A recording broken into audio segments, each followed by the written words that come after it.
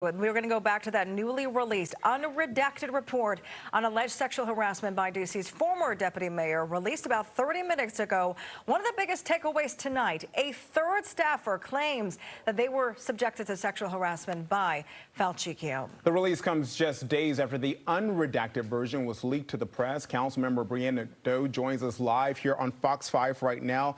After release of this redacted report, Councilwoman, we know that you were released a statement earlier this week when the unredacted version of that report was releasing some very intimate and some sensitive information as well. But with the release of this redacted version now, we want to know, what are your takeaways and what's next? Well, thank you. I'm first and foremost just glad we can get this report out to the public.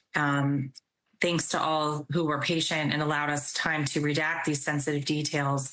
First and foremost, want to ensure that those who have already been impacted by this behavior, by these actions, are not harmed any further. But what we learned in this report is there was a third subordinate who was subjected to sexual harassment and did not file a complaint. That he had consensual relationship with at least one person in the office.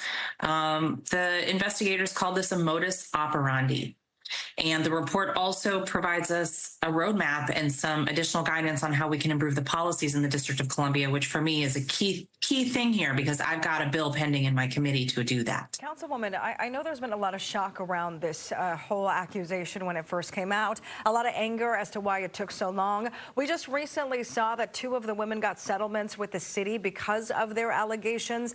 But I want to know why the initial investigation was so flawed. I mean, they didn't even look at Falcicchio's government phones and devices. That would seem like the #1 thing to do. Yes, that is a concern that I had that was revealed by this report that we at the council commissioned. And I think it's been really important that we had that independent investigation done to follow up on the initial one done. You know, I think what we learned here in the report is that the person who was charged with this did a great job, worked incredibly hard to do it, but was also isolated in that work and didn't have anyone to consult with and could have used more support, especially when a second complainant came forth. And I think there were some fail-safes that were not in place, that should have been in place. And, you know, I think now it's up to us and the government to ensure that that doesn't happen again by putting the measures in place that can prevent that. You speak of those measures in place, Councilwoman. The Bowser administration, the mayor, has spoken on these allegations, this whole ordeal. Are you satisfied with what the Bowser administration has done so far post this report and after these allegations and this incident? So I am pleased with some of the steps that Mayor Bowser has taken since the initial allegations to better address gaps in her policy. Many of them mirror actually the work that I did leading the council and improving our policy several years ago. What this report identifies is some gaps that still remain.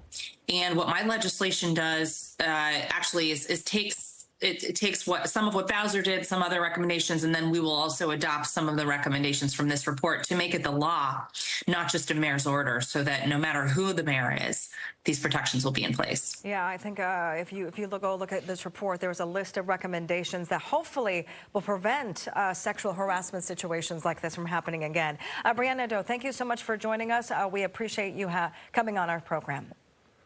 Thank you very much.